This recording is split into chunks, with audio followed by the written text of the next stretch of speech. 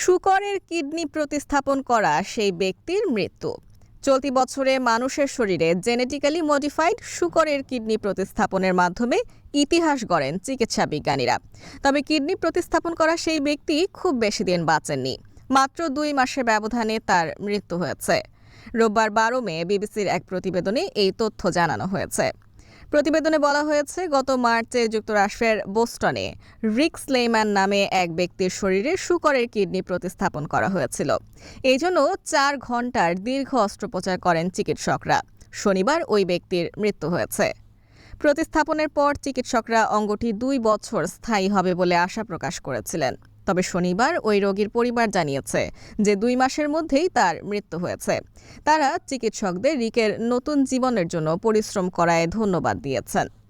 এক বিবৃতিতে রিকের পরিবার জানায়, পশু থেকে মানুষের শরীরে অঙ্গ প্রতিস্থাপনের ফলে আমরা রিকের সঙ্গে 7 সপ্তাহ বেশি সময় কাটানোর সুযোগ পেয়েছি। এ সময়ের স্মৃতিগুলো আমাদের হৃদয়ে সব